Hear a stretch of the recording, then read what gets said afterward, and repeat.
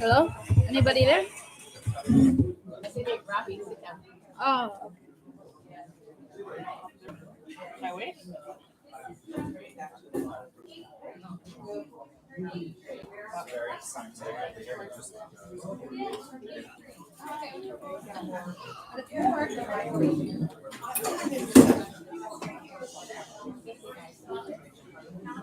All right, 11:30 guys, right on the dot.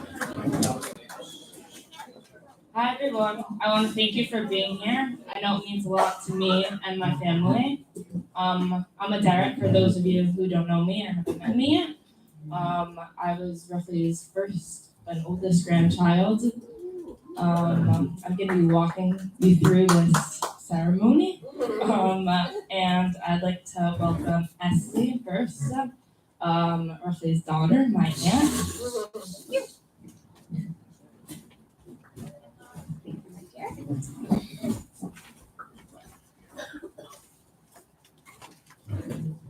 Okay, hello everybody. Thank you for joining us this morning in commemorating the 15th Yarzheit of Rochi Lerner. We are so touched that so many family members, close friends, and community members are here today to remember and pay tribute to the wonderful woman Rochi was and the lasting impression she had on all of us.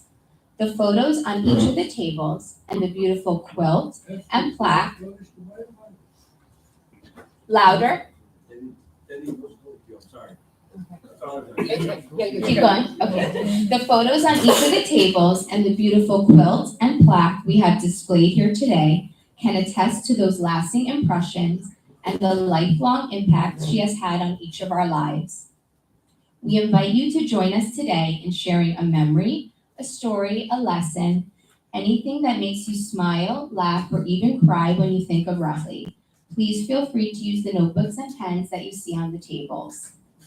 Before I continue, we must give mention to the frightening situation happening in Israel right now. Our thoughts are with all our brothers and sisters in Israel, and we are praying for everyone's immediate and permanent safety. I believe that 15 years have really gone by.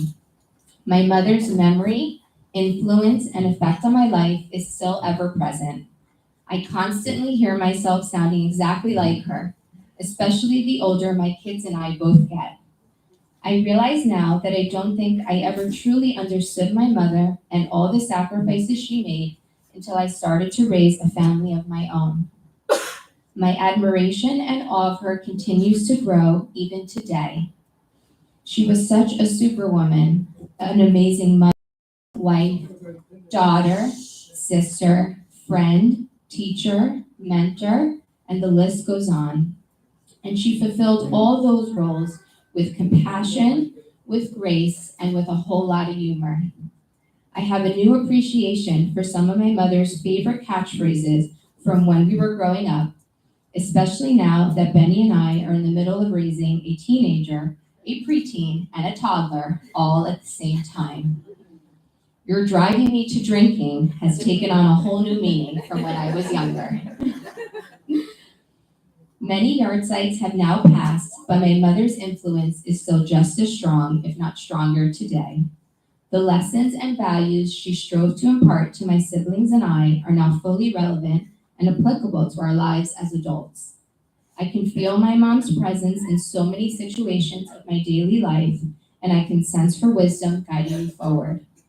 I feel blessed to have been raised by such an incredible and impactful woman, and I am grateful that we were able to come together today to remember the amazing woman she was. Thank you.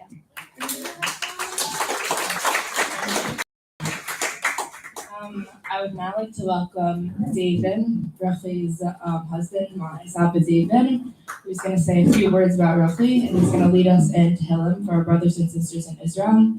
Tehillim was a big part of my softest life. So when you say Tehillim, don't just say it for yourself, say it for her.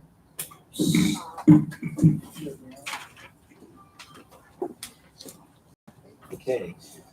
Oh, we have a mic. That's good. Okay. Esty, I think you forgot the most poignant of her phrases, which was, I brought you into this world, and I can take you out.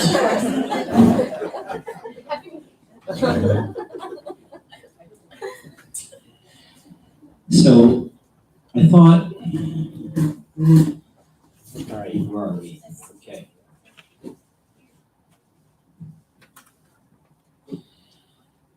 So what I would like to do in terms of speaking and reciting Tehillim is I'd like to recite with everyone two Tehillim prior to my remarks and one after. Everyone who is a Beth should be familiar with these, and if you're not, I'll read slowly.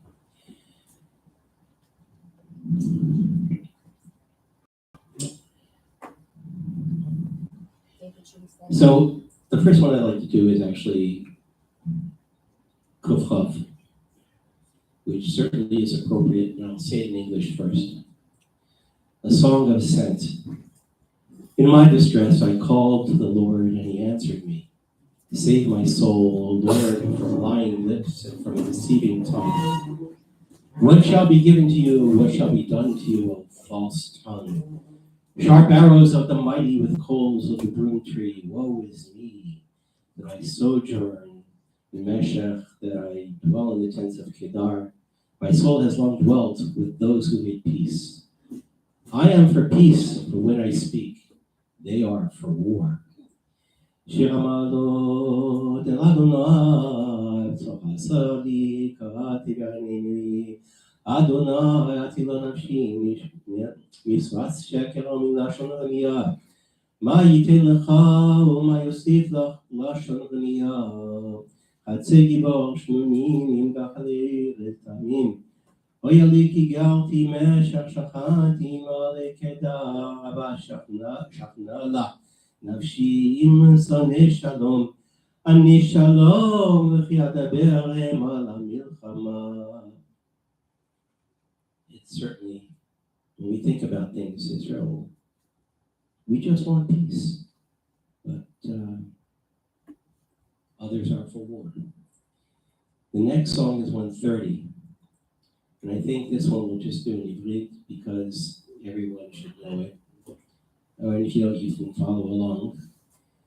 Shir Hamalot Mimamakim Chaticha Adonai Adonai Shema B'Koli Tiyenu Aznecha Kavod Kol Tachanunai Im Honos Tishmaya Adonai Miyamot Kimcha Slicha L'man Tivarei Kiviti Adonai Kivta Nafshi V'Lipaho Halti Nafshi L'Adonai V'Shamrim L'Boker Shamrim L'Boker Yachel Yisrael El Adonai Kim Adonai HaChesed V'Rabeinu Chedud Hu Yiftes Yisrael Kol Avonotav.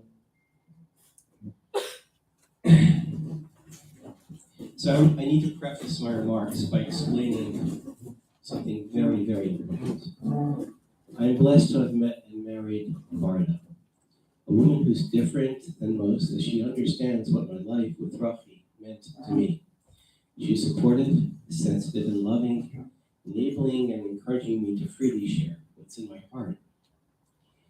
So, to quote my brother from another mother, Darren Blackstein, very simply, Rochi got it. Most people don't. An extraordinary woman, Rochi was an outlier. There's always a conflict between a system, a framework for life, and the unbridled nature of the soul expressing itself in engagement with the raw stuff and depth of life. She accepted that and never ceased to untangle the knots. She never shied away from the thorns of life and finding the roses, and that was a journey of tremendous courage. Soul-searching, honesty, humor, always aware of mortality, never stopped her from embracing life in its totality. She used the framework, she enriched it, she gave it life. This is not just about memories, that's for the past. This is about a living and ongoing spirit. It's in everyone who knew her, and I can see in all of her children as they carry it in different ways. Ellie, Esti, Tzippi, and Aryeh all express it in different ways who their mom was. One can't help but see it. She loved you all fiercely, I'd be so very proud of you today, as I am. Aderet, Simi, Akiva, Rafi, Sophia, Rachel, Nova, and Amira. The more you learn about your Savta, I'll carry not only parts of your parents, but also your Savta in different ways, and I see it burgeoning within you. Varda reminded me that when war in Israel broke out in 2006, Rochi was desperate to do something. And she turned to Torah, to her favorite subject, Tehillim. And so began her Tehillim thought of the day, which eventually reached thousands of people.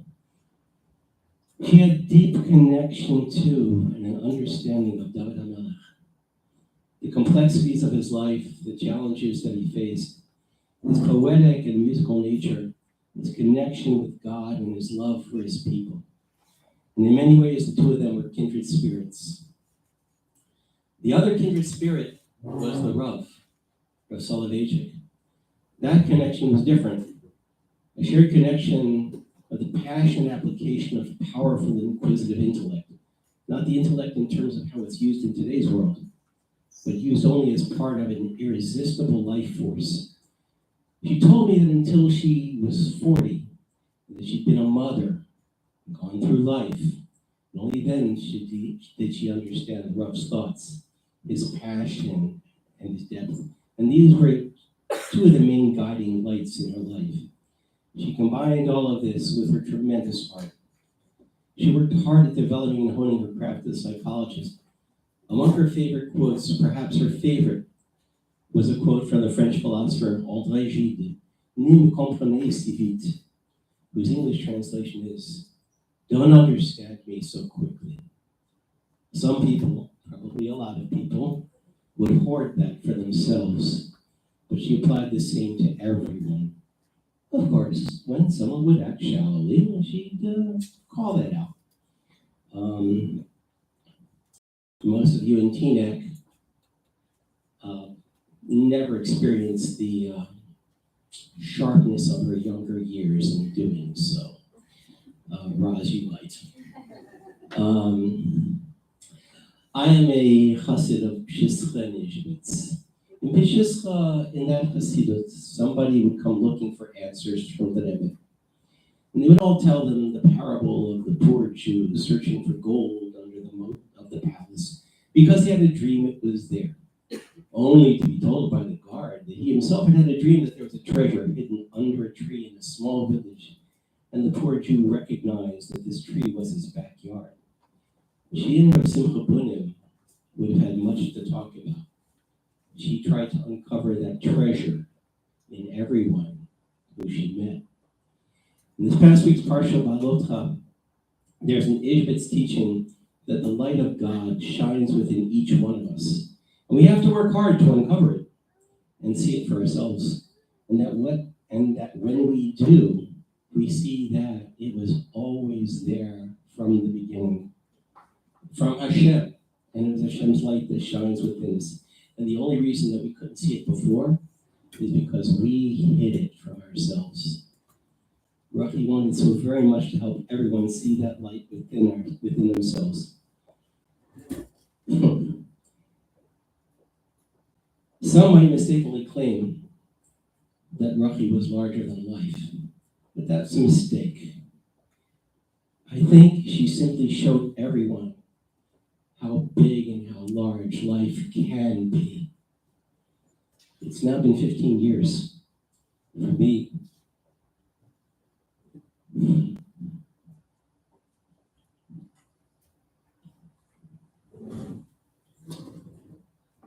Yeah, I probably myself I wouldn't do this. For me, it seems like forever, and just also yesterday. So let's take those wonderful memories and those lessons and infuse our lives with them. And so to end, I would like to read one more kapitel Tehillim, mainly for the last verse, which I think Rochi was all about. So I'll read it in English first, and then we'll see it in Hebrew. Psalm 142, both men ways. A maskil of David, a prayer when he was in the cave. I cried to the Lord with my voice I make my supplication to the Lord. I pour out my complaint before him. I declare my trouble before him. When my spirit is faint inside me, you know my path. In the path where I walk, they have secretly laid a snare for me. I look at my right hand and behold, but there is no man who knows me, no refuge remains to me. No man cares for my soul. I cry to you, O Lord, I say, you are my refuge and my portion in the land of the living. Attend to my cry, for I am brought very low. Save me from my persecutors, for they are too strong for me. Bring my soul out of prison, that I may give thanks to your name. The righteous shall surround me, for you shall deal bountifully with me.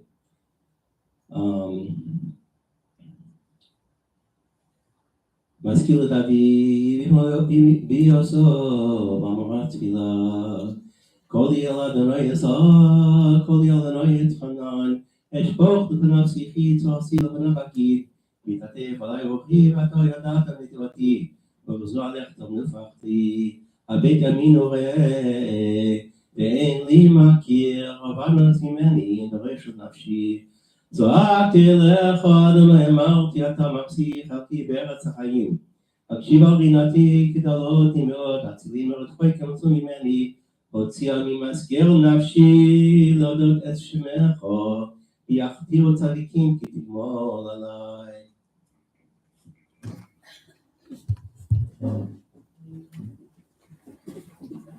Thank you, David. I'd like to welcome next Aryeh, Rochi, who's going to lead us in a siyum.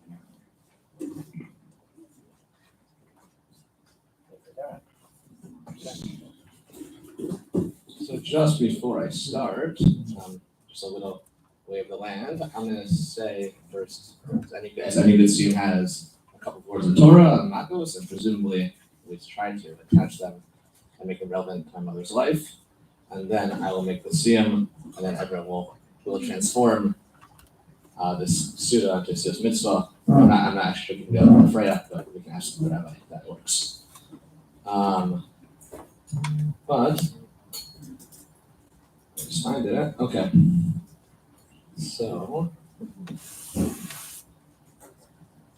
I made a siyum on Mesach Smako, so I will be making a siyum, but not finished yet. But we will do that together as a whole.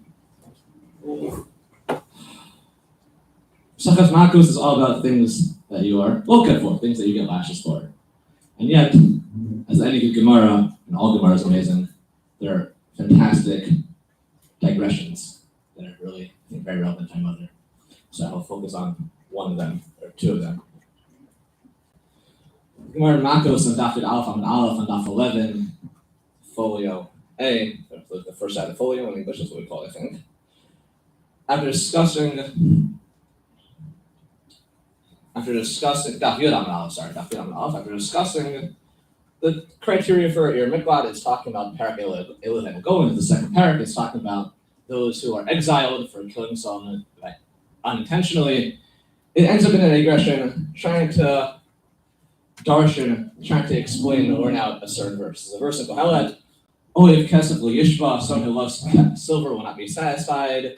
Umi Oiv Bahaman Lo Tua, and whoever wants abundance will not have an increase. Gamza Havel, this is also vanity.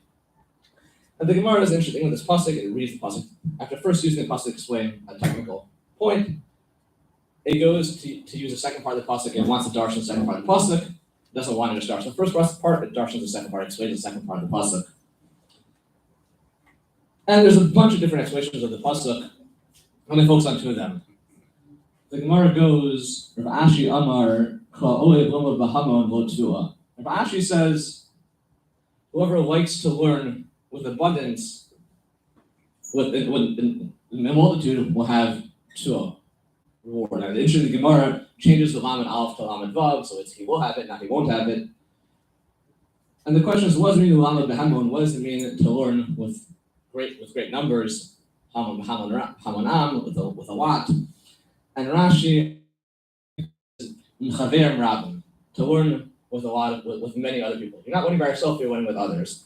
Then Gemara proceeds to darshan that even further, and it quotes other psukim, and basically says someone who learns on their own, who learns without others, is actually a chota, is actually a sinner. He's also a fool, he also becomes a little bit of an idiot. He becomes a tipish, the Gemara says, Matapshin, he becomes an idiot. And the question is, why is it so important to learn with others? The Maharsha is Chidushim, as he often does, he has something beautiful to say. He says that the reason is because the essence of Torah is with others, is learning with others. To truly understand the Omek and Yadim, the deepest depths of Torah, you can't do it on your own. It only comes, as he says, through this. There's almost this argument, this dialectic, this pilpul, this discussion, this back and forth with others. That's what Torah might be learned. And he goes on to say that actually Ovdei Avodah Zarah, they learn on their own, but Torah is different. That's one concept. So Torah needs to be learned with others. The Gemara continues, then skip a few lines. Then Ravina, Ravashi's famous sparring partner, Ravina and Ravashi. So Ravina comes in and says, he learns it differently. Anyone who wants me to learn Bahamon, well, it's what Rashi explains. When he says it, Lama Behamon, Marvet Talmidim. He teaches a lot of students. Okay, teaches a lot of students. And the Gemara there says, I don't want to do the famous modern Orthodox joke of, it's famous because I know it, but I actually do think this one is moderately well known, that, but perhaps I'm falling to that same saying. V'hainu Dama Rebbe, Ravina also says, Harbe Torah Mati Mervosai, I learn a lot of Torah from my Rebbeim, Mechaver Yosef Mihem, from my friends more than them, Utamide Yoter Mikulan, from my students I learn the most. My mother is talking about two things you could definitively say were true. She learned with others, and she taught her students, and she learned from her students. I remember, even when I was young, talking about how much she learned from her students. And that's not something to take for granted, I think. Especially you're teaching at SCR, teaching Torah at SCR, and to get a student to come and give our Torah in public is always usually a little bit of a fight. Most students hate getting up in public and speaking. They really don't like sharing Torah. Even if they say something beautiful to me, they don't want to go tell their teacher. No, they're embarrassed by it. So it's one thing to have Torah to give over. It's another thing to actually give it over.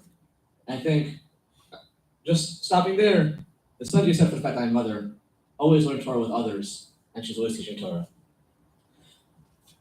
But it's true that Torah is valuable in as much as it's learned with others and shared with others and refracted back onto you, the points of others, it begs the question, what is Torah? And specifically, what was my mother's Torah? When I was thinking about this over Shabbos, I was actually going to give an entire little speech just on that. I was going to darshan that more and talk about that more. There's a couple good marshals on that. That's what to talk about. But I couldn't stop thinking about this line in the very last daf of Matos. Chavdalat Amud Aleph, and that's a Chavdalat Amud Bet, so it's really the second class Amud. And here the Gemara goes through an entire long exegesis of different sukkim, trying to figure out if there's maybe 630 mitzvahs is too much. Maybe we can't do that many mitzvahs. We got to narrow it down. The Gemara tries to figure out if we can narrow down Torah. How narrow can we make it? How many psukim? What's the pasuk that we could get that would summarize all of Torah? So we start with 10 psukim. That maybe there's one pasuk that has 10 things in it. So maybe there's only 10 commandments in Torah. A pasuk from Tehillim. Maybe there's 5. Then we have maybe there's 2. And then we have a really, really interesting point. So it says, Ba Amos Amina Achas. So Amos comes and says, I can send the entire Torah on one point. Shnemar Koamar Hashem Avesasol Dershuni V'chai. Search me out, right, and you live.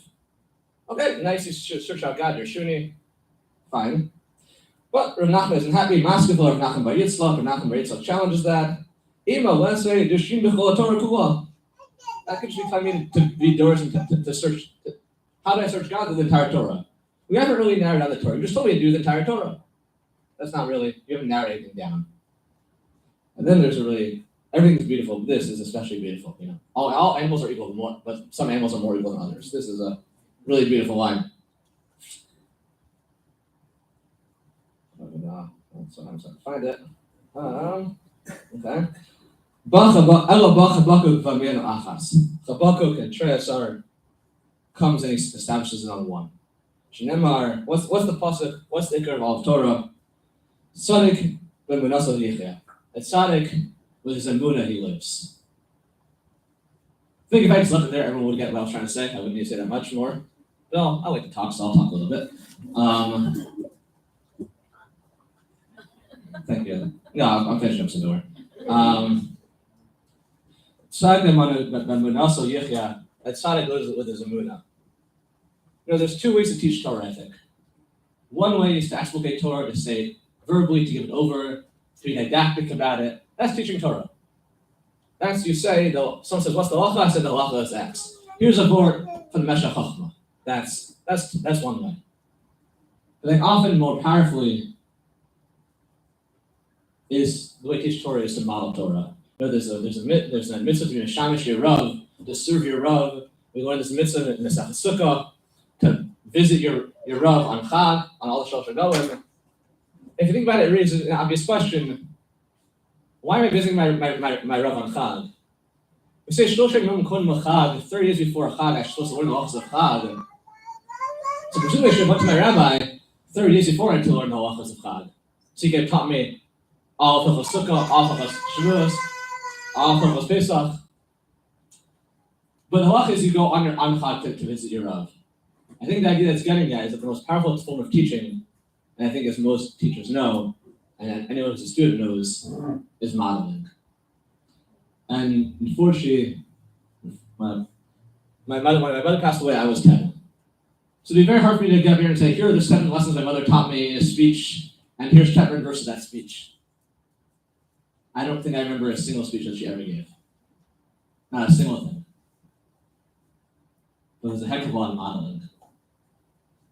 I think, and you guys can all tell me if you disagree with me, but fairly confident you'll agree with me. What my mother modeled more than anything else was emunah.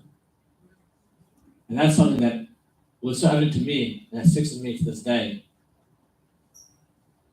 When my mother was going, when she wasn't feeling well, to give a shir on Rosh Chodesh, when she was waking up to give a shir in the morning, I'd come down the stairs at whatever time in the morning, and there'd be a million people around. That was all about emunah. That's real emunah. And so I think that this one thing that Habakkuk is talking about, that we're saying, this is Hamin Alachas, this is the Torah. I think it fits perfectly with my mother. But more than that, I think there's a lesson there, Yes, my mother's emunah is what she lived by, and that's true. I think this lesson we can all live by emunah. But I came to something on the walk back from Simcha Mordechai from Mincha Marv yesterday. The Gemara in Tanis, Yaakov Avinu will miss. Yaakov Avinu, the Gemara says Yaakov Avinu didn't die because the Gemara in the Psukim is a Geviyah, he expired. There's a whole thing we talk about in Nemar Lashon Geviyah of the Tzadikim. That Geviyah is always talked about by the Tzadikim, but Yaakov doesn't say miss. It doesn't die. So everyone shows us how did Yaakov Avinu die. We know that he was buried. There was a hesped. He was buried. Right. He was eulogized. How is it possible Yaakov Avinu will miss? And listen, really here, I'm going to answer so you don't need to worry about it too much. I mean, right here, I know you're looking at the clock. Oh my God, get my brother out of here. It's too much. The Chasam Sofer says something astounding. He says, what does it mean will miss? And this is something to read. The Fiyanas Daiti, in my opinion, my humble opinion, Wilmar, Kili Tor, Mitim, and Tzadikim. Why is the Lashon of Mitim not used by Tzadikim? Why don't we say they died, even though they obviously physically died? Because Asher Hinichu Achareim Talmidihem V'nehem Ha'oskim Yom HaValayla V'mash Shalom Jim Avotehem. Because their students and their children are osik and invested in work every day in what their teachers taught them. And I think when we go through our lives with real emunah, not only are we modeling what my mother taught, we're actually keeping my mother alive in a sense. And it's not just emunah in Hakadosh Baruch Hu, and that as the Rebbe in the Skudei Sichos on Shavuos, on the Medrash Moshe al Amorim, the essence of Torah is Anochi, that there's one God, is that emun in ourselves. I was a little bit disingenuous earlier when I said I haven't listened to any of Mom's Torah. Baruch Hashem, she has things in the Torah. So actually I have listened to some of her things on Torah. So now I'll quote my mother. Because not just modeling, there is things that are taught verbally. My mother in a shir about spiritual healing on Elul and Tishrei, she quotes her Rabbi Nachman in Breslov, and she quotes him saying, if you believe that you can ruin something, you can break it, you have to believe that you can fix it. The Ratzadok in Tzidkas HaTzadik says, the same way you have to believe in yourself, you have to believe in yourself. My mother's emunah was not just in Kadosh Baruch Hu, it was in all of our potentials, and our ability to connect, to accomplish great things. And I think if we live with those two things in mind, I think we can really, we can really keep my mother's memory, and there's a very real sense of mother alive. Now I'm going to finish the Gemara Makos and make a siyum. Again, I don't want to say it's a famous Gemara, but it's a little bit well known. But the Makos ends with a famous story about Rabbi Akiva going on Har Bayis and seeing foxes. The Gemara says, I'll read it quickly. Rabbi Akiva and other men were going to Yerushalayim. When they got to Har Sofim, they tore their clothes. When they got to Har Bayis, they saw a fox running in the Kachei Gashim, the holiest of the holies. They started crying. Rabbi Akiva was laughing. They said to him, why are you laughing? Why are you crying? We said to them, they say to him, the place where it says, and a stranger goes there is killed. And now foxes are running there. I'm not going to cry. It says, this is why I'm laughing. As it says, the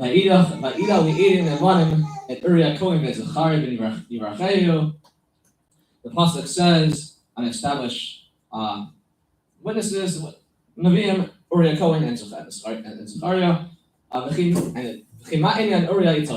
What's what should be Uriah and Zechariah? The Gemara asks, Uriah Mikdash Rishon, Uriah was the first base of Mikdash, Zechariah Mikdash Sheni, Zechariah was the second base of Mikdash. What's the connection? What's the pasuk relevant? How is that an answer? The Nevuah of Zechariah is tied up inextricably with the Nevuah of Uriah. With the Nevuah of Uriah, and in Micha it says that on your account, Israel, Sion, that will be destroyed like a plowed field, Yerushalayim, that basically everything will be destroyed, basically will be destroyed. The Zechariah Ksiv, the Odi Yeshus came to Zekanos, Rechovos Yerushalayim, and Zechariah it says, elders will once again reside in the streets of Yerushalayim. To the Nevuah of Uriah was fulfilled. I was worried the Nevuah of Zechariah and the Nevuah of redemption wouldn't be fulfilled either. After Uriah, now that the Nevuah of Uriah has been fulfilled, I know for sure there's a Nevuah of Zechariah, a redemption coming back to Yerushalayim will be fulfilled. Until the destruction happens, once the destruction happens, I'll know that there will be a redemption. And they said back to him in the Lashon, Akiva, you've comforted us. Akiva, you've comforted us. This whole event should be a comfort for all of us. Hadranach Elohim Elokim b'Sikalav Mesach Makos. Hadranach Mesach Makos Hadranach Chalan. Aitanach Mesach Makos Daita Chalan. Nidin Shiminach Mesach Makos Nidin Shiminan. V'Mamadin V'Mamad Aseh. Hadranach Mesach Makos Hadranach Chalan. Aitanach Mesach Makos Daita Chalan. Nidin Shiminach Mesach Makos Nidin Shiminan. V'Mamadin V'Mamad Aseh. Hadra noch Masechtas Makos lahadra Chalan. Daita noch Masechtas Makos daita Chalan. Unishim nach Masechet Makos lotit sheminan. Lo ba'am adin, lo ba'am asay. Here's one for Necha, now here they have Tinu, She Taraslan, and Munatinu, Bamazeh, Pei Manu Lamba, Hanin Bar Papa, Ayin Bar Papa, Nachman Bar Papa, Achai Bar Papa, Amari Bar Papa, Rafram Bar Papa, Rafish Bar Papa, Surcha Bar Papa, Ad Bar Papa, Dar Bar Papa. Ha'erev now here, Tibet Bar Papa, Finu, Fios Amcha Beit Yisrael, Nek Kwan Nachan Sinu, Se Amcha Beit Yisrael, Kun Yuri Shemacha, Wonder Tracha, Wonder Tracha, Vayvaytecham Kinim Misotacha, Ki Lam Hi Li, Hili Kamim B'Chukacha, Man Lo Yivosh, Lam Lashkach B'Chukacha, Kilam Kisani, Roch Ta'adnai, Mabin Chukacha, Amen, Amen, Amen, Salvad. Moyim Nachal Fanacha, Nahin Velkinu, Jasant Chokim Yoshi Bisamedrash, Jasant Chokim Yoshi Kranos. Kim Him Ashkim. I'm Ashkim with the Torah, Him. Ani Amen B'Him Amen. Ani Amen Kam, Him Amen Kam Star. Ani Rasim Him Rasim. Ani Rasim Chayalam Haba, Him Rasim Bereshachas. Shemar, Vatal Him Tordim Bereshachas, Anshi Demer Mirma, Vayachasu Mem, Vaniatach Bach. Yirasom Vnacha, Elhai, Kshish, Artan, Lustain, Mesach, Makos, Kitazrim, Hasu, Mesachos, Swarm, Acherim, Lustain, Lumud, Lamid, Lushar Vasas, Kaim, Kodiri, Talmud, Tartach, Ba'ava, Skus, Kotanayim, Vamoraim, Vatamei Chachamim, Yamadli, Luzari, Shoyamu, Shaktorn Pi, Pizari, Luzerzari, Adolam. Vizkaya bi Vidacha, Tancha Otach, Shachacha, Tishmaracha, Akisosa, Hitisracha, Kivi, Rimacha, Sivacha, Shoschaim, Orchanim, Bimina, Bismol, Osher, Chavod, Anai Oz Amo eating, Anai Recham Shalom.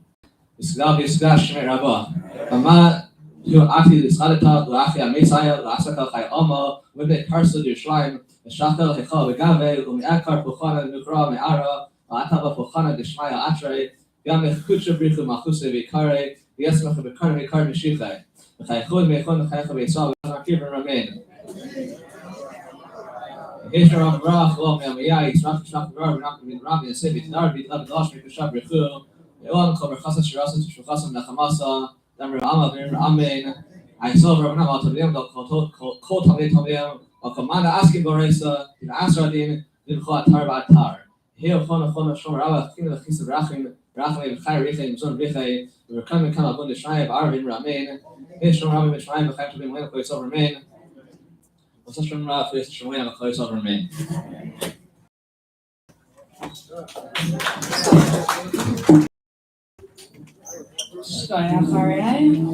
Everyone sit down. I'd like to next welcome the Rabbi of Congregation Beth Aaron, Rabbi Wax, with whom my talk directly was extremely close with.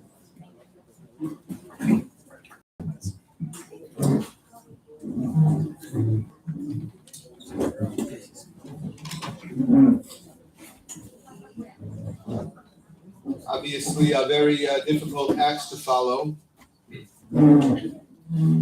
I know that I speak on behalf of everyone here when I say that it's really impossible to believe. But, the dates don't lie, that it has been 15 years since Rochi's passing. And to me, what I find most remarkable about that particular statistic means that I only had the zechus of interacting with her personally for fewer than 10 years, but yet I do feel as if I spoke to her yesterday. As was shared already, for members of her family, which of course is almost to be assumed and taken for granted, but certainly should not be assumed when it comes to others, the legacy that she has left is something that is very, very much alive. And I wouldn't say this if I don't mean it. I would never pass up the opportunity to speak at a 15, a 20, 25, 30, 50 year of a Yarzheit. Sure, if somebody wants to hear what I have to say, I'm happy to say it. But I marvel when I consider the impact that this woman had on me personally in a relatively short period of time, knowing that it has been 15 years since we last interacted. What I'd like to do in just several minutes, if not fewer, is not to focus on the incredible contributions of Rochi as if to go ahead and to sort of reiterate or restate, reframe a husband that I had the zechus of giving 15 years ago. But I would like to point out something that I could not have known then, that is so abundantly clear to me now. I couldn't have known this because I was 15 years younger than I was, and the world was not the world that it is today. And but it becomes clear. It's clear in retrospect, and that is that Rochi was incredibly ahead of her time. She was a trailblazer in ways that we could not have known. And I look back at the notes that I wrote, that I still have from the hesped that I gave, and I didn't see any record, any remnant, any hint to that, because I couldn't have known it at the time, because the world has changed dramatically over the past 15 years. And I want to just share with you a handful of examples of how Rochi was really, really ahead of her time. And we all appreciated it, but we didn't appreciate how brilliant her intuition was and how bold and ambitious she was in being able to articulate a vision and to implement the vision long before these concepts were as familiar as they are to us today. So the first one is she was a pioneer in women's learning and women's teaching. Now, of course, long before Rochi even came to this world, there was the Beis Yaakov movement.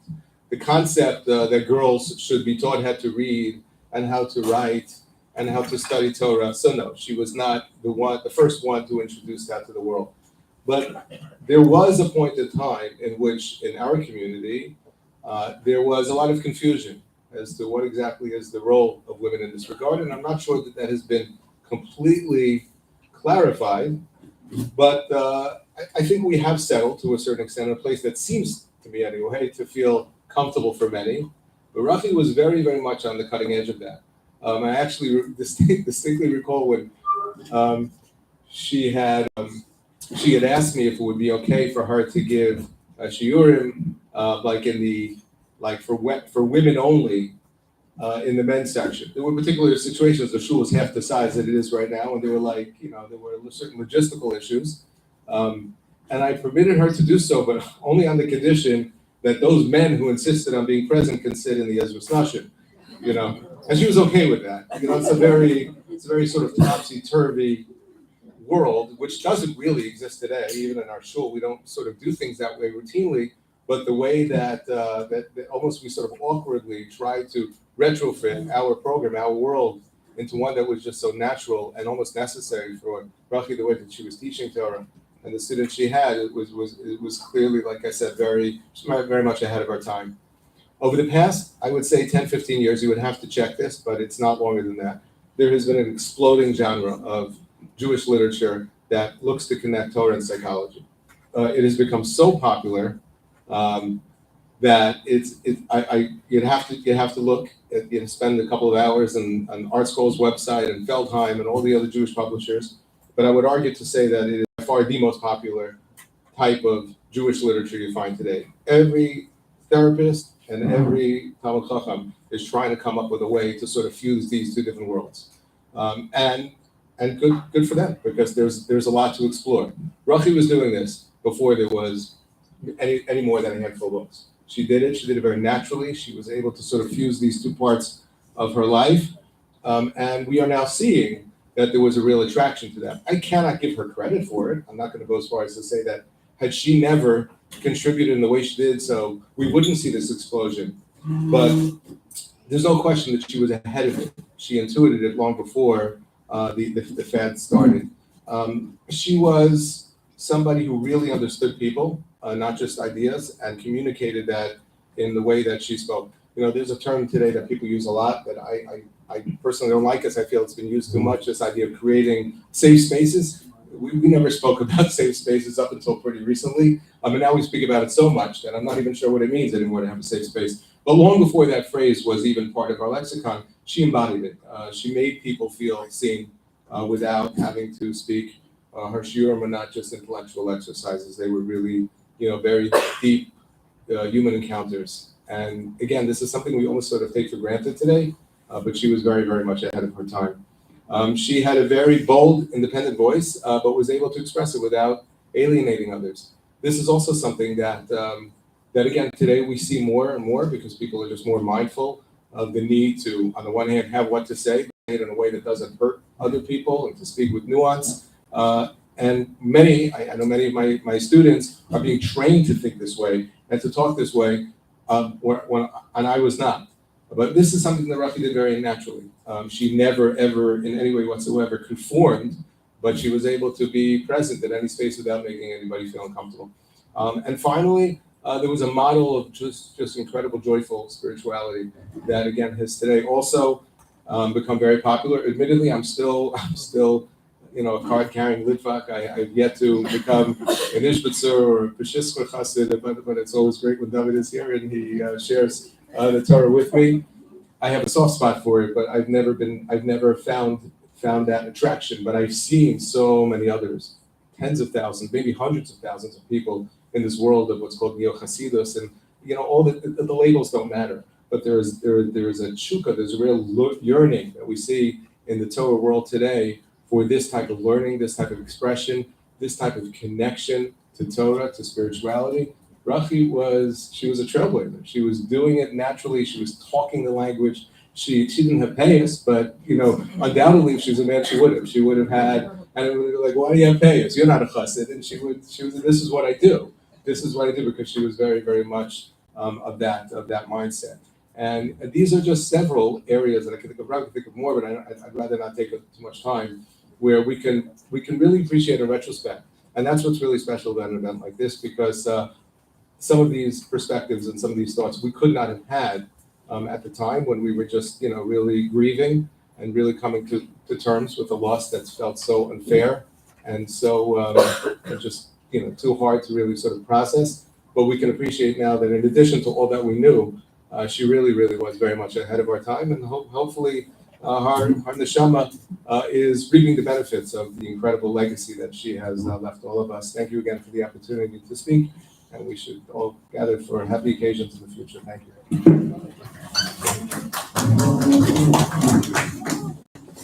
Thank you. I'd like to next invite Nechama Kessler, Este's mother-in-law, for a few remarks.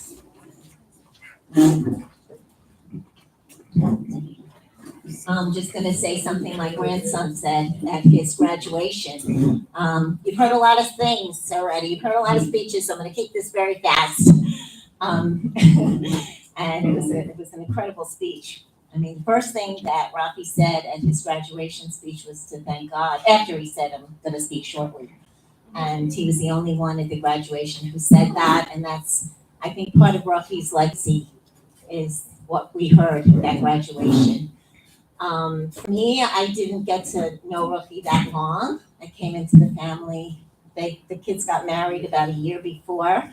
She passed, thank God, not the same day. Thank you, Rochi.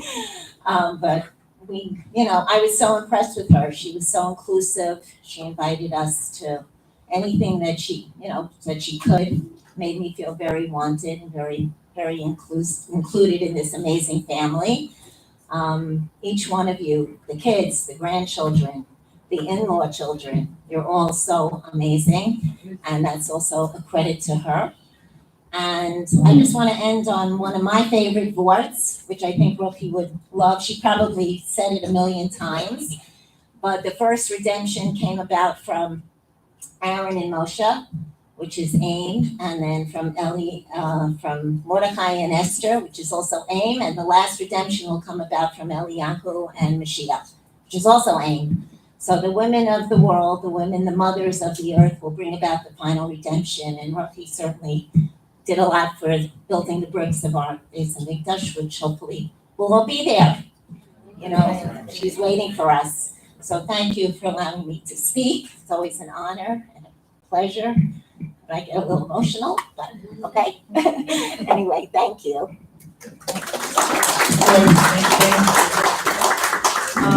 Next, I'd like to invite Elisa Fishman, one of my Safta's Rochi's closest friends.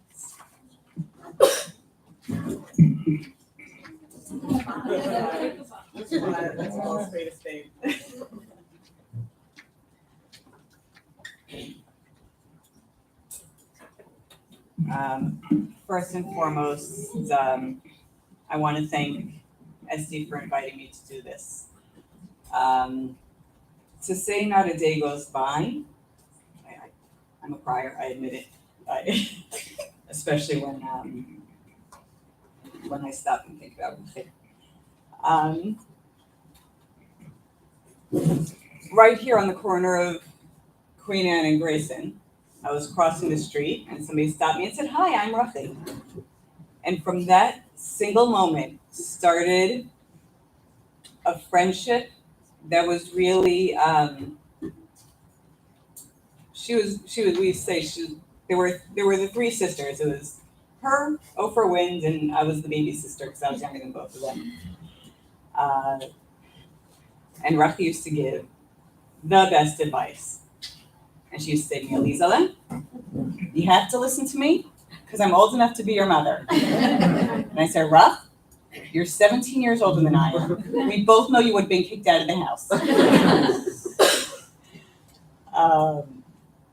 But to this day, I have to say that's one of the things that I miss most about Rochi is her sage advice. There were times I would call her with whatever it was that was going on in the moment. And everything about the situation just seemed cloudy to me. And she had a way of clearing those clouds, turning the situation around, having me look at it from a different perspective, and all of a sudden everything was clear. And I knew what I needed to do. She didn't tell me what to do. She just helped me look at it from a different vantage point and to clear those clouds. And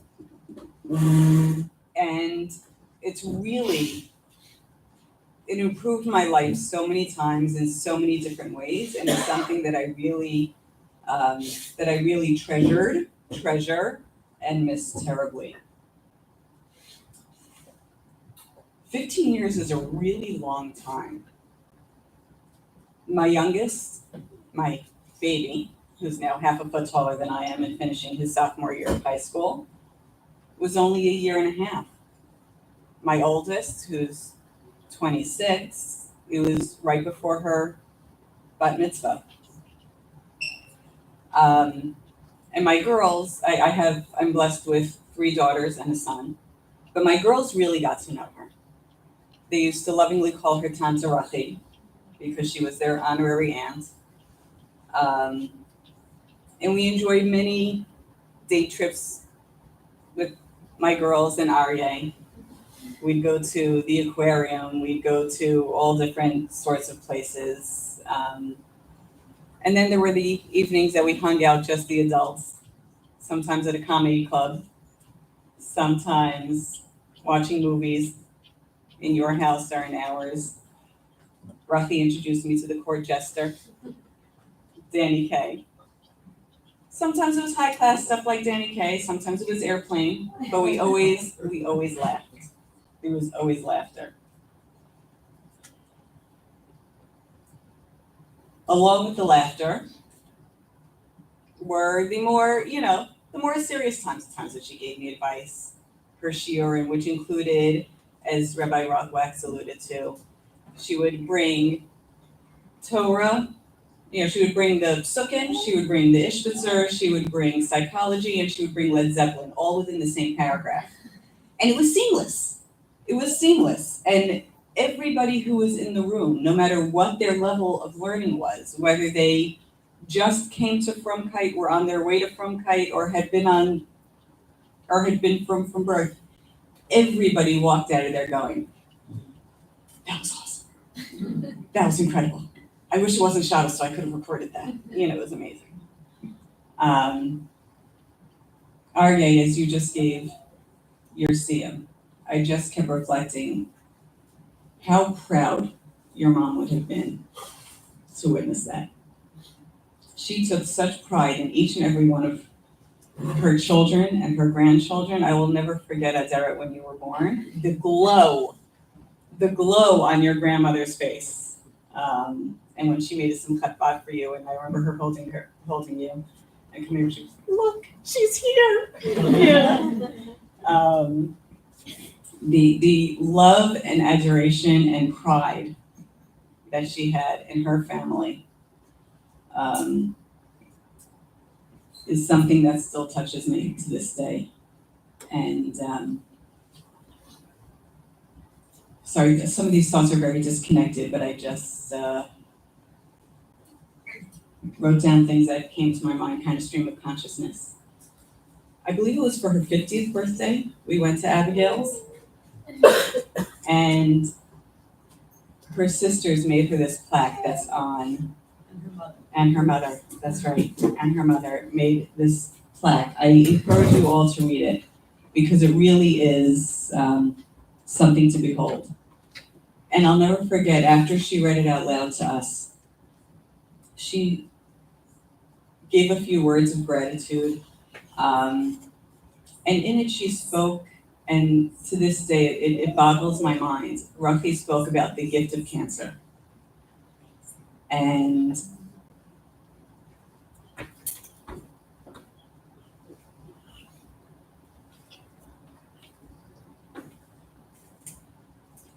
to have that perspective, sorry.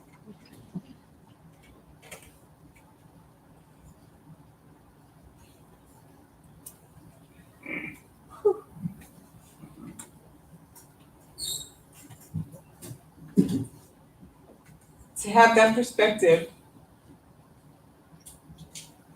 where you can see that something that is really tough, that there are those silver linings, and that it did help give her a perspective of gratitude, and it did help her appreciate certain things that I don't know, maybe she wouldn't have beforehand. Has really been a life lesson for me, and for my family as we've gone through things we've gone through.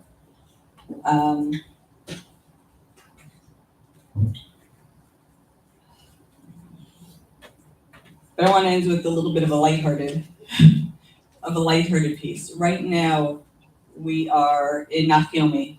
We're going through Tehillim, and my husband, God bless him, went through his old emails because I don't have the email address anymore, and I certainly don't remember the password anymore to that old email that had Rochi's Tehillim thoughts of the day. But Aaron had them all saved and still has access to that email, and he actually compiled them all. And as I've been learning Tehillim with Nachiyomi, I've been reading them. I shared them with Judy and with Joy. Anybody else wants them, email me, LisaFishman@gmail. There's a steam of fish. And I love just hearing her voice in my mind again and hearing her thoughts of Tehillim and remembering those Shabbatot as we would come for the Rosh Chodesh year. And I'll never forget it. And I asked Rabbi Rothwax just to say this. There was one Shabbos that he and I met as we were both on our way to Rochi's Rosh Chodesh year. And he looked around, he goes, Elisa, look, people are coming from Arba Kankot Haaretz, from all four directions people are coming.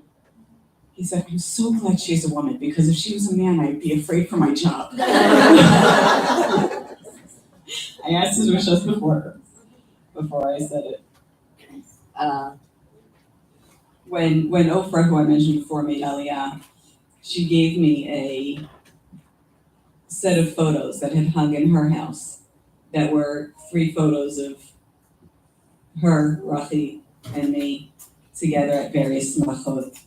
And having those hanging in my living room, I get to look at her every day, and I get to talk to her, and look at her go, oh, what do I do now? And sometimes I can hear her answering me, which is very comforting, and I'm sure her children experience the same. But she was an incredibly special woman, personally, communally, familially. He's a Baruch.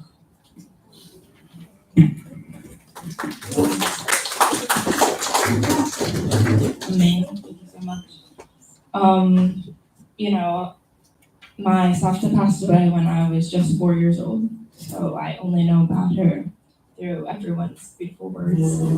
And I just want to say that I don't only know that she's wonderful by everything that everyone has said and everything that everyone has told me, but because I was raised by an incredible father and aunted by incredible aunts, and I can only imagine what a wonderful woman she was to have raised such amazing children.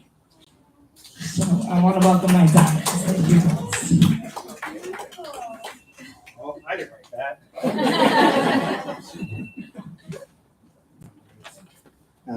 Well, first I want to thank you, Adair, for doing such a nice job up here.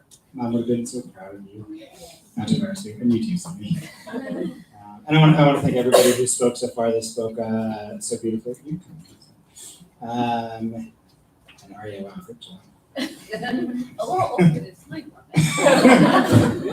That's everybody's over the time. We mapped it out. We said 55 minutes. Remember? It's all right. We're sharing a lot, and it's really nice. So yeah, I'm gonna probably go over some well-trod ground right now because I'm gonna say some stuff that other people said, but that just means that it's true about my mom because everybody's saying it. It's true. I'm gonna start. It's a bit of a caveated preamble. I'm probably gonna direct a lot of this to my siblings, but it's really intended for everybody.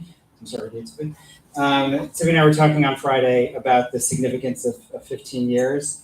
And not to be controversial, but we decided that there isn't necessarily a significance to 15 years. It's a milestone. It's a big number. It means something. But the more I thought about it over Shabbat and this morning, there is a significance for me, which is it's a third of my life. For those of you good at math, assuming my birthday's in August, it's a little bit more than a third of my life.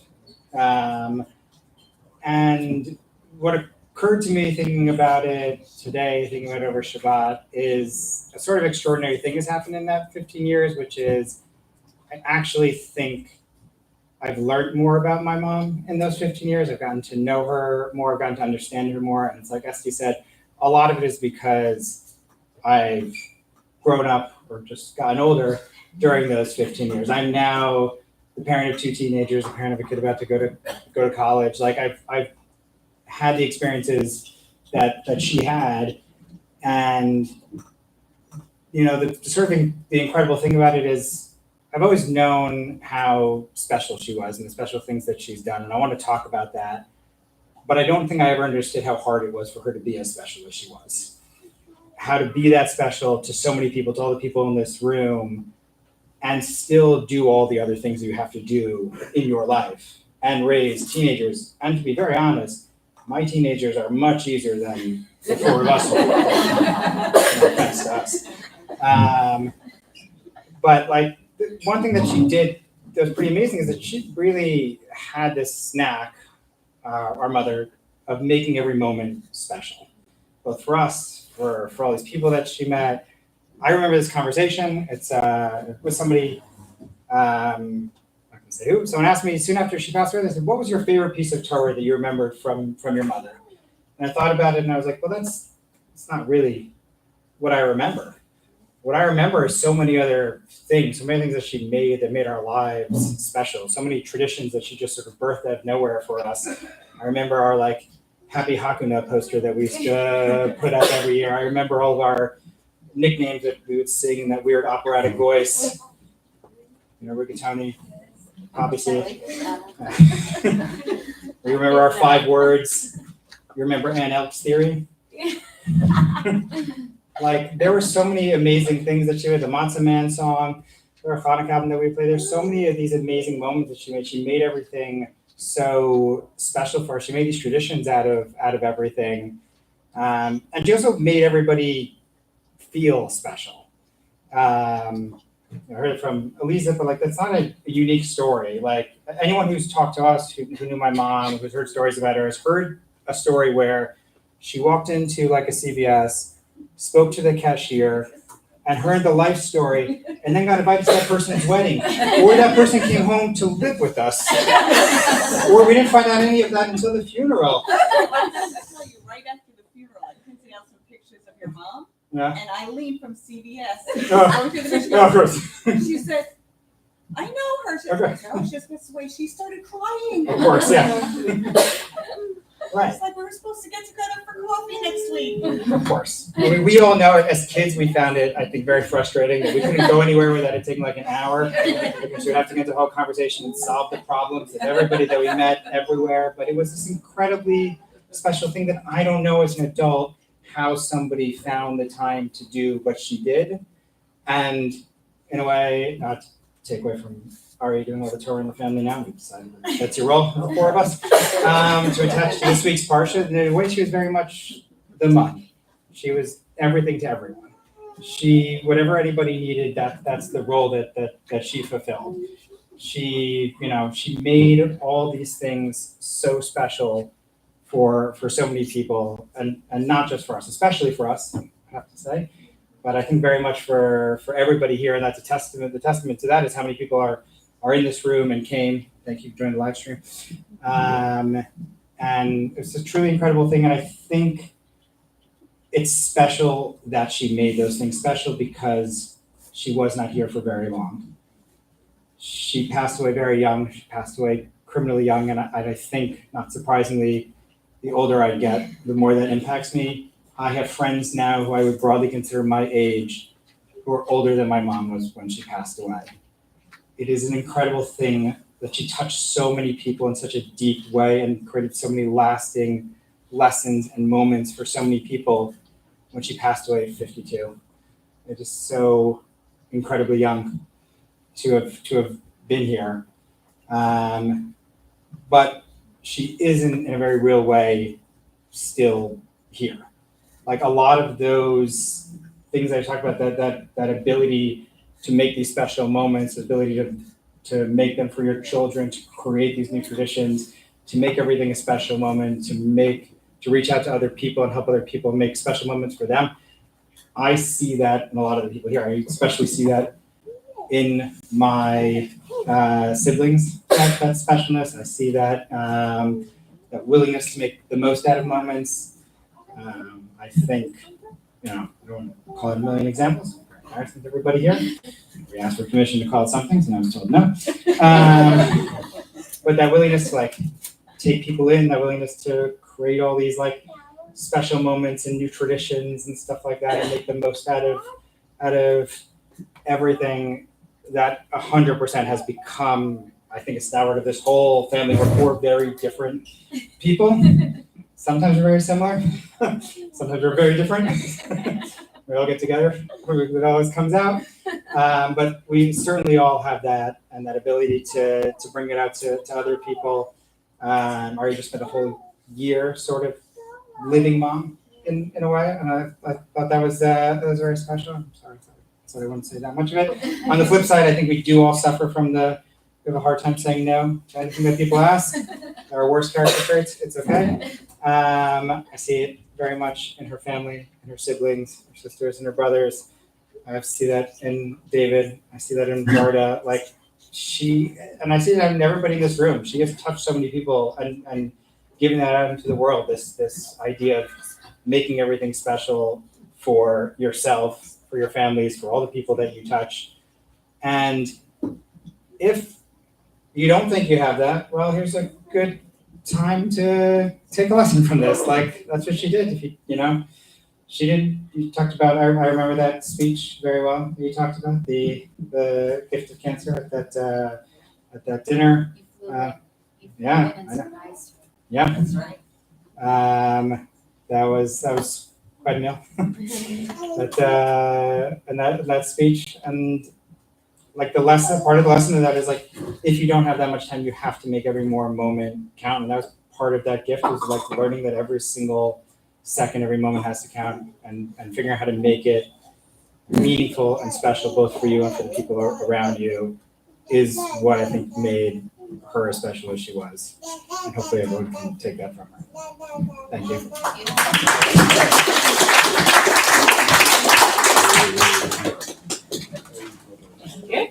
I'd now like to invite my Tante Deborah to say a few words about her sister.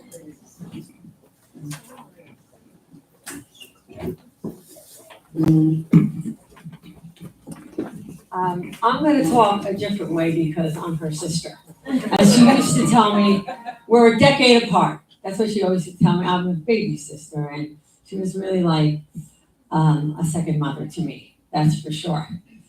I have memories of growing up. There was Rochi, and 5 years later there was my sister Sherry. There's boys in between, and then there was me. So I used to be kind of like the snitch, like I used to say, "Oh, Sherry did this," and she used to get like, Sherry got upset with me, but Rochi was happy to hear the news.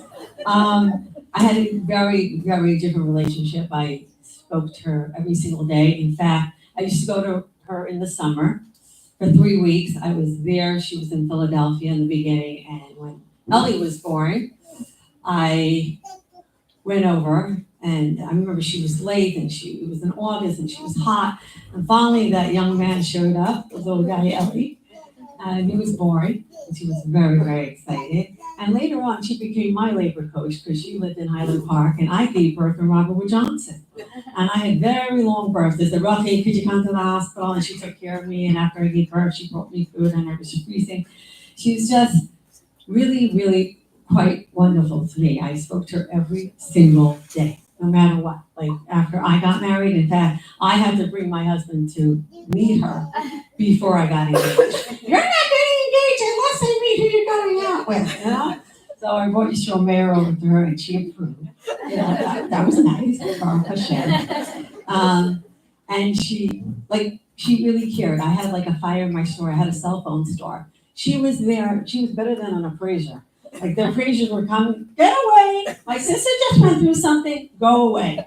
And she did, and she was just there, and she took care of everything. And even when she was sick, I deal with struggling teens in Lakewood. And I had a girl whose brother overdosed. She was in the middle of, she did chemo that day. She drove to Lakewood. She stood with those teenagers. She sat with them for 3 hours. And then she said, "Devori, I can't do it anymore. I'm passing out." I said, "Rochi, you want to sleep over?" "No, I want to drive home. I want to go back home to Tina." And I was on the phone with her the whole way home. But she did this on the day she did chemo because she cared. The same way she came to me when there's a fire. And anything that went on in our family, she really cared. She was very good to my father. My father keeps saying, "Oh, Rochi bought me those shoes, and Rochi did this, and Rochi did that." I'm like, "Rochi's not here anymore. I know she did that, and we're taking over now." But she was just so amazing in that way. And even I remember her famous thing when she got sick. She said, "Devori, I'm not saying lama. I'm not saying why. I'm saying lama. What should I do now?" And she got busy with the shiurim. She did the Tehillim thought of the day, which my mother, Alav Shalom, was trying to comply because she wanted to put together for a book. And in fact, and also she was on OU radio. This is Rochi Lerner talking on OU radio. And I was like, and I just put it on. I put it on at work every time that I need to connect with her, which I do. I talk to her all the time because I told you I spoke to her every single day. So anytime like I have advice and we go through different things, and then I listen to her and I hear her voice, and it's just amazing to hear her voice because they still have it on OU radio. I don't think that all her things, but you could definitely hear some of it. She had the line that "You're such a pistol." Like that was her. I remember I went with her to her oncologist, and I forgot his name. David will remember his name. I can't remember the doctor's name, but I remember his face.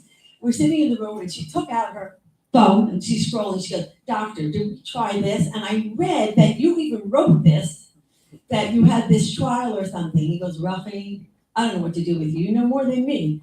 And she wouldn't let him up. "I want to live. You have to try every single thing." She was a pistol. She used to say that line all the time. I don't know if you remember her saying, "Hit me with a waffle iron."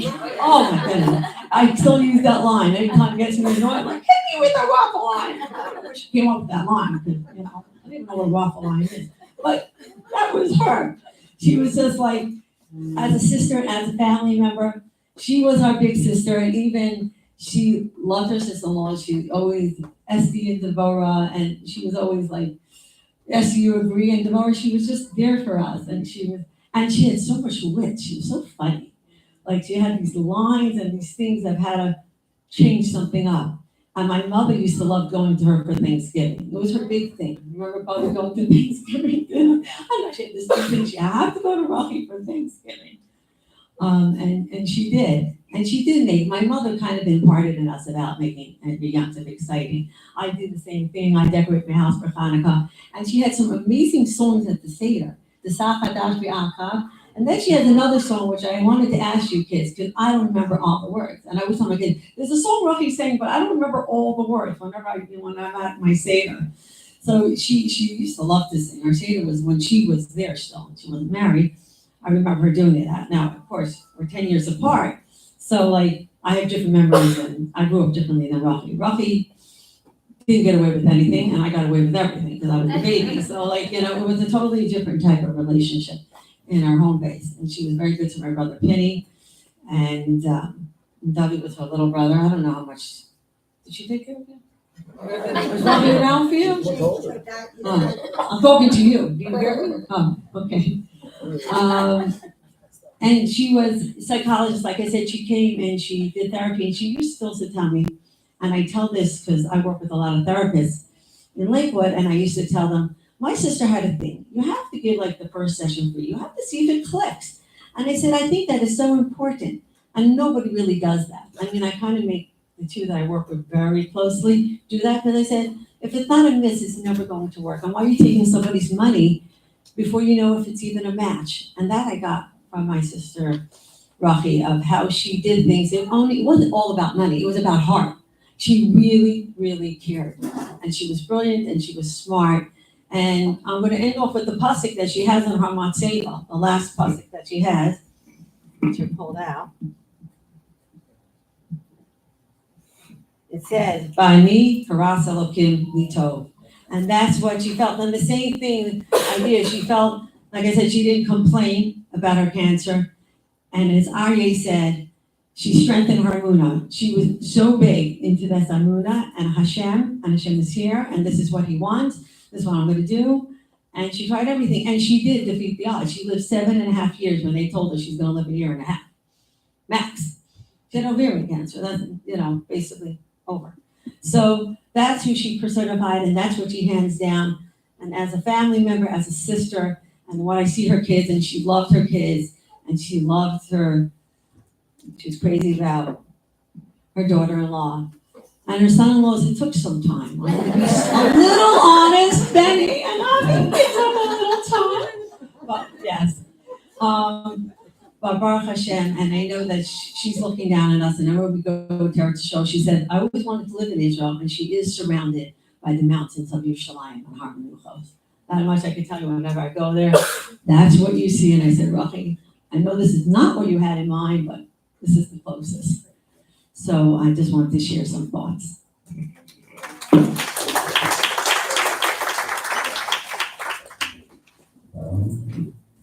Thank you so much. We're now going to direct our attention to a video that was made 4 years ago for my Softa's 11th Yarzheit with 11 lessons that we learned from her.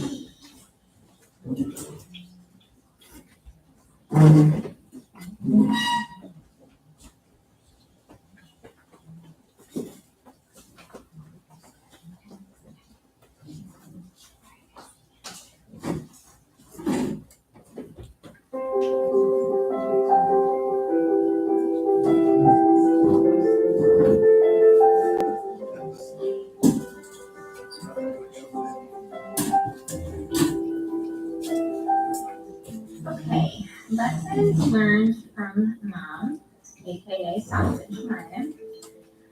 Uh, this is hard and easy at the same time because there's so many things that I have learned from her and so many ways that I emulate her and raise kids in a lot of the same ways that she raised us.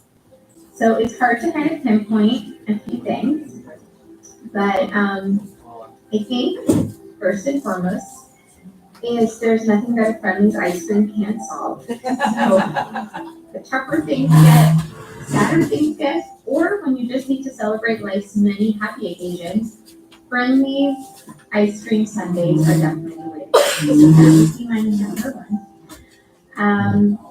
Also, I think mom just really taught us how to be compassionate, how to listen to other people, how to be truly caring and hold other people's garbage. How to be really caring and compassionate and know how to kind of connect with people, and that has helped me my entire life.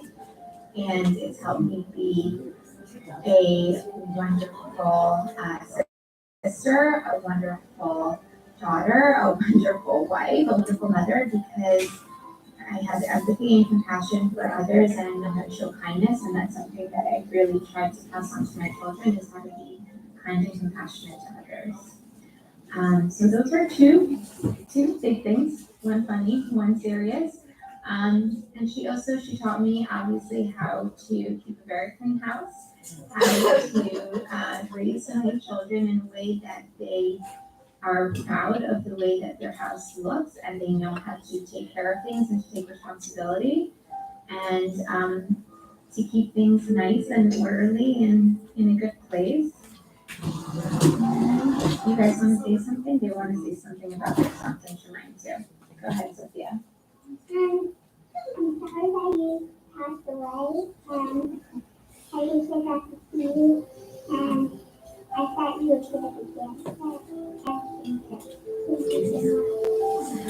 again.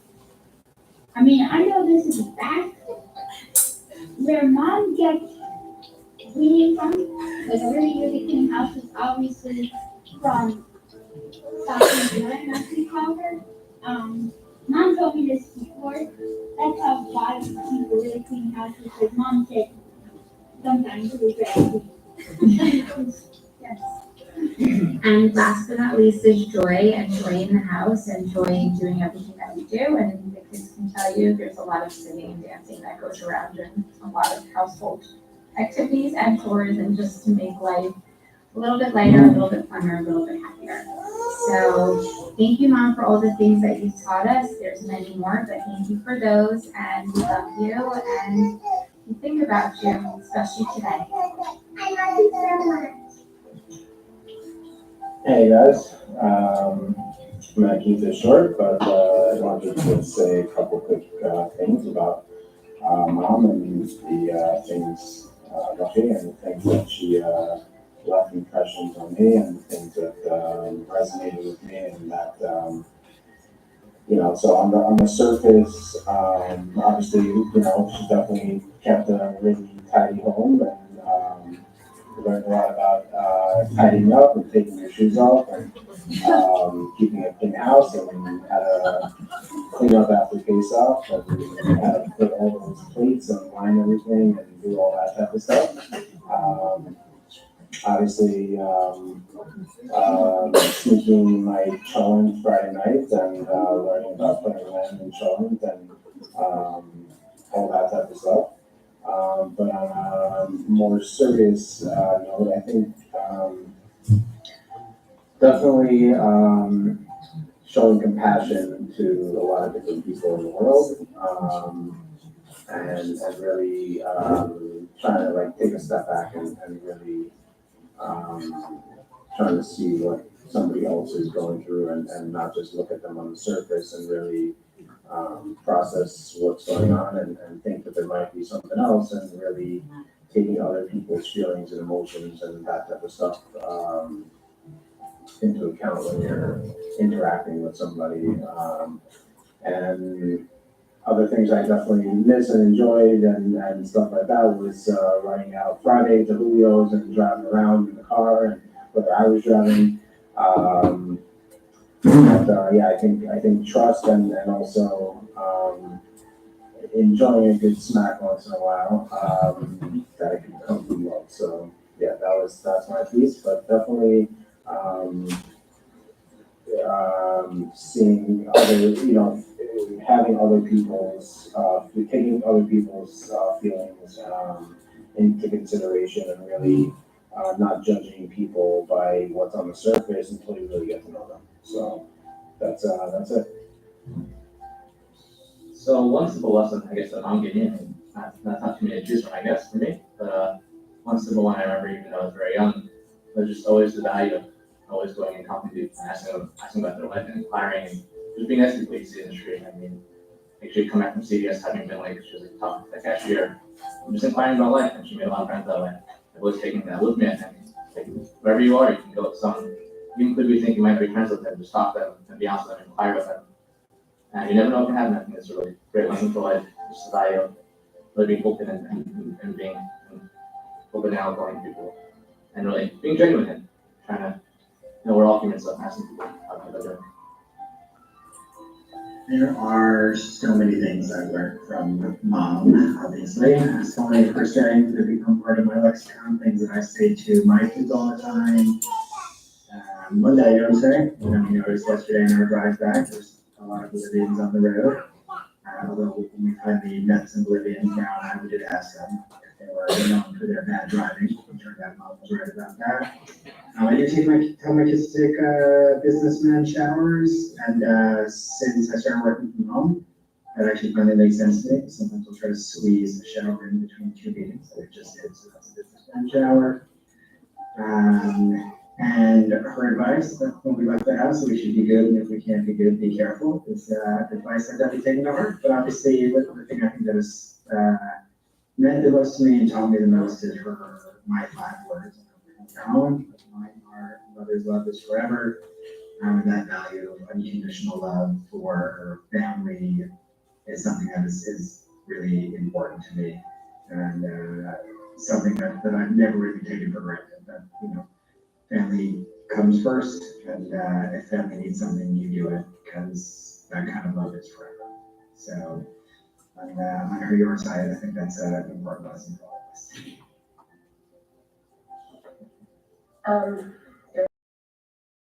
And I'm trying to think of something that maybe somebody else didn't say.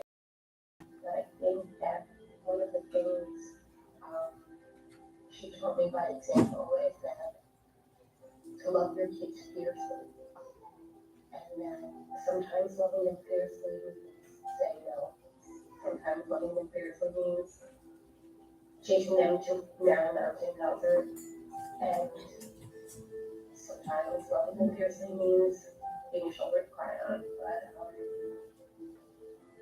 she defined Mama Bear, and she knew what it meant to both protect her kids for their own and for other people as well.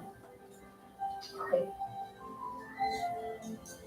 So one lesson that I learned from my mom that I find myself using on a daily basis is to find joy in every situation that you're in. And if you can't find the joy, then create the joy. My mom so truly loved life, and she was so determined to enjoy every second of that life, regardless of what was going on physically. And as I get older, I find myself channeling that message into my day-to-day life, and especially the way that I raise my children, that we don't need anything above what we have to make us happy. And we have an obligation to ourselves to really learn how to truly live in every moment. And I really think of her all the time. I think of her and I'm able to remind myself to reframe whatever situation that I'm in and to say, this is a gift. And every moment that we have alive is a gift.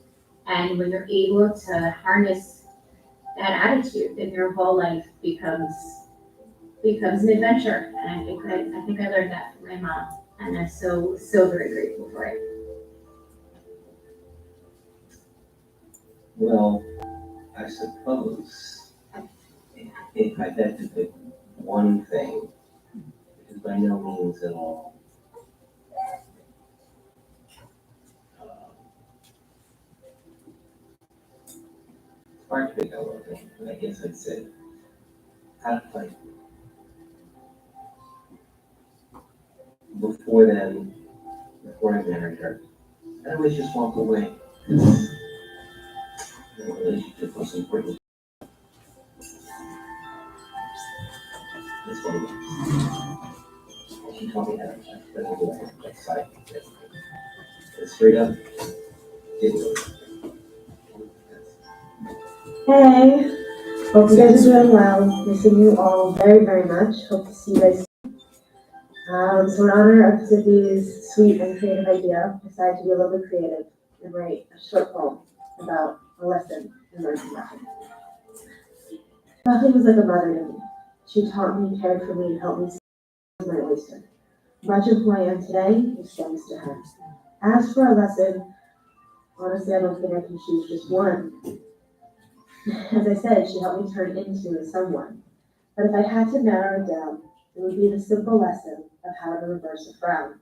They say that an apple a day keeps the doctor away. Well, roughly understood that a smile could achieve so much more. And for that reason, she was adored. I will never forget the time before Pesach when we were in Yarzheit. And of course, everyone was packed. What a sight. Unfortunately, her cart accidentally hit another shopper. This woman became infuriated. Nothing was going to stop her. She started screaming. Buckley stood still, calmly breathing. For some reason or another, this random woman began telling us her life story and explaining how our whole life is in the gutter. She broke down before our eyes. Buckley comforted her and listened to her cries, all the while still maintaining her smile. The woman mentioned that her mother was fighting cancer, and she claimed there was no way for Buckley to understand her. With a smile still on her face, Buckley calmly explained that she was in the same case. But how can you still smile? Because there is so much in life that is more than worthwhile. But aren't you scared of death? Not as long as I can graciously take a breath. The woman hugged Buckley tighter than felt possible, as she realized that while her problems may not be solvable, a simple smile can make everything slip away, at least for a while. I truly do take this with me every day. Something that was really hard for me during Corona was not being able to smile at people. And as it slowly comes back, it makes me very happy every single day to be able to smile at anyone passing by.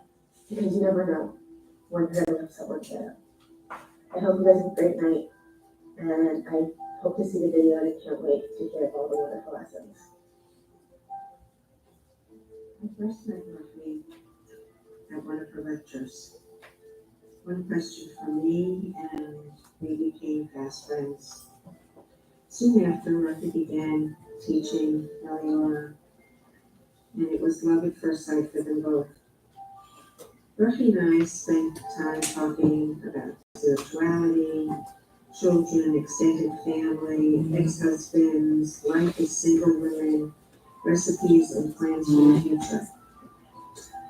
I think the nicest thing, the most meaningful thing that Rochi said to me was that I made her feel normal. For those few hours that we spent together, we were just girlfriends. She had a haven from her cancer. It was a good feeling. Our talks taught me a great lesson for after she passed, unknowingly. It was about what I should or shouldn't say to Eliora during or after a divorce. It is a very confusing time for all. And I tried not to put pressure on Eliora to choose sides. Rochi had said children are resilient, and if they hear lies, well, that all comes out with great clarity in the end. I didn't know at the time I would be just divorcing, but I remembered the sage advice when I needed it. I often think about Rochi, what she would say to me under certain circumstances, and I always look for her wisdom trying to find it. A great friend. Someone I loved dearly and still do. Hi, everybody. Vicky asked me to say, one of the lessons I learned from Rochi, my sister, whose Yarzheit is today. And I was going over, I think it was like 11 lessons, so Uncle Shlomo and I were writing down different things. But one thing that I not only learned a lesson, but I continue to do all the time, is that Heve Makabos called on the Sefer Panim Yafos, which means Rochi was very friendly and she loved to call everybody by their first name. And we know the famous story of after she was nifted, the Dunkin' Donuts lady was so upset because she said she always said hello and always called her by her name. So anytime I go to the gas station or a Target or the UPS guy, I always look at their tag and then I always say, oh, hi Bob, or hi Jose, or hi Amanda. And then they look up and they're like, and their whole mood changes. And just to be acknowledged that a person is a person. So that is something that I do all the time. And that is something that I learned from her. So that is something that I wanted to share. That's something that I continue to do. That she was a mensch and she was friendly and she treated everybody like a human being.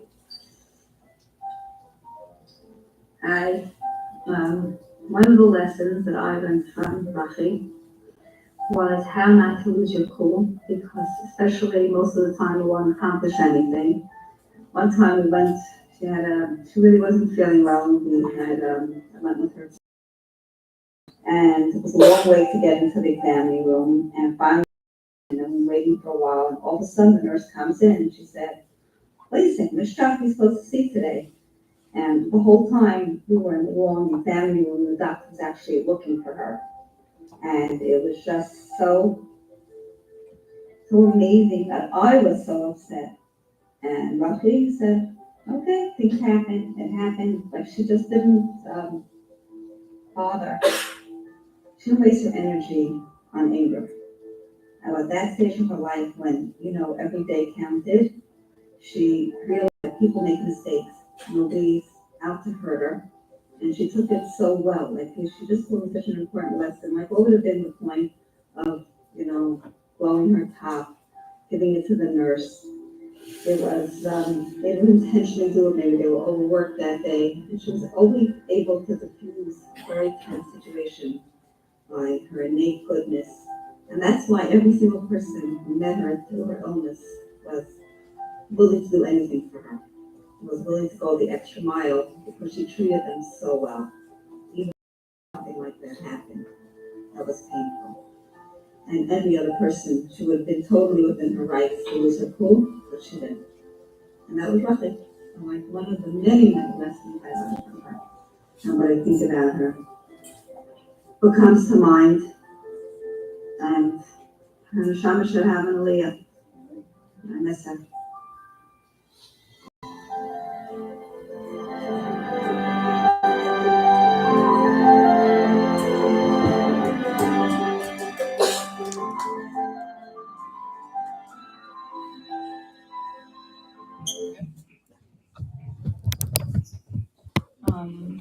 All right, almost done. I'm gonna call up my cousin Rafi, Rafi's grandchild, to say a few words or to share.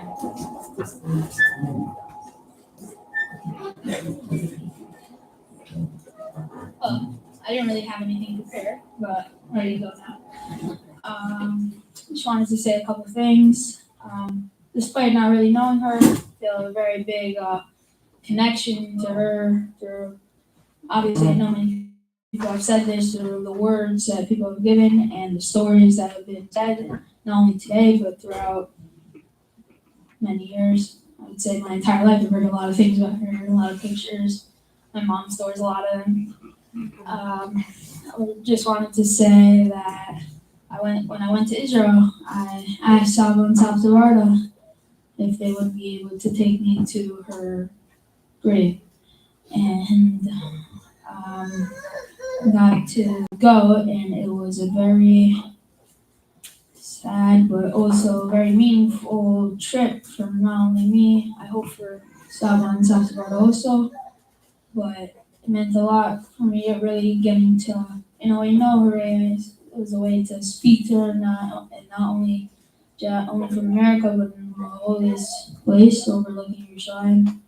And it meant a lot to me to even just say what I wanted to say to her, saying how much I would have wanted to meet her. And it was really nice because I knew that my mother worked really hard for me and many others to like spread awareness about who she was and what the type of person and how kind of and inspirational that she was for many people and the amount of lessons. And there's one that I specifically carry for myself actually, which is every single day is I ask for peace for everybody and health and success, but also to not only when every single day that passes by to not take it for granted, to not, despite some things that happen every single day that are not the best, or you get into an argument with a friend of yours, or there's an issue in your life, to take it to not take it with so much, like really think about the good in your life and how much you've had already. And it's a lot to just like stand here and in front of everybody and just to say a couple words. And I think it's really, really, really nice that there's so many people to come out today for the 70 people, right? 70 people, okay? Yeah? Did you count? Shut up. And for people to just join the live stream and just so many people to show their appreciation and express their love and share some of their favorite memories and just share the stories and lessons that they learned. And it just means a lot for someone who's younger and really didn't get to know her that much, but I'm just happy to know that she's overlooking me and that she cares for every one of us. Thank you.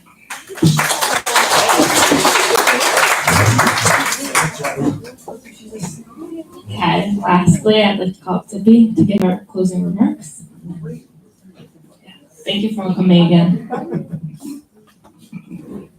Thank you, Adara, for being an excellent MC and following in your father's footsteps. This was a very cool event to see the mantle being passed, and you did an excellent job.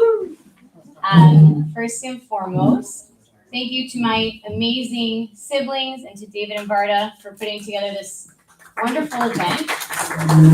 And more than that, thank you for being amazing family. And some people mention this, and it bears repeating that when I look at you guys and I look at our family, I see Mom, and I see her legacy, and I see her strength, and I see her love.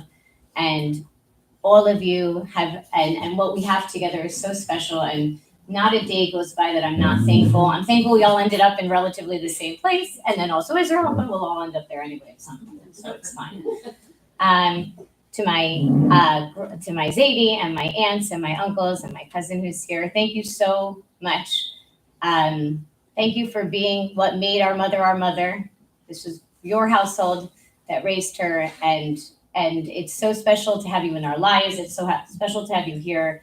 And you also, really, you can tell that our mother was very special because she came from very special people. And the legacy of your mother and your grandmother lived on in her. And I hope that we continue it, and I hope that our children continue it, to live a life of Torah, to live a life of love, to live a life of giving and of kindness. And we should all be blessed to do that. To our amazing caterer, Ben, thank you so much. This is wonderful. He's available for occasions. You can find him after. Lastly, to this beautiful community, we wanted so much, and it was actually my brother Aryeh's beautiful idea to share this Yarzheit with all of you. First of all, thank you for taking in my mother, for giving her a space to be her incredible self. You brought her so much joy. You helped her become the woman that we knew that she was. And when I look at you, and I have the privilege of living in Teaneck now and bumping into a lot of you, going to Shears with some of you, and it's so special to see her live on through the lessons that she taught and through the people that she loved. And we're so, so grateful and so thankful. So thank you so much. And a happy Father's Day to all of our fathers. And thank you, Beth Aaron, And I think Rabbi Rothwix has left, but thank you. He's still here. Oh, I can't. Okay. Wonderful to Rabbi and Chaviva Rothwix, who gave so much to our family through so many years, and we're so grateful to them as well. All right, thank you so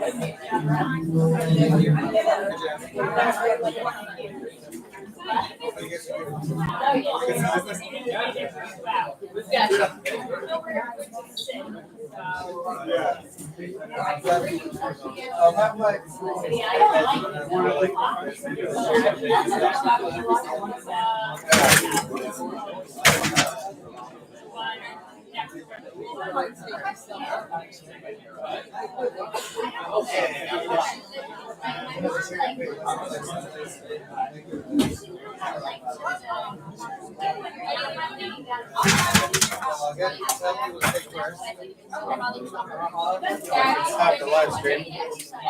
Thank you all for coming. I'm ending the stream. Thank you.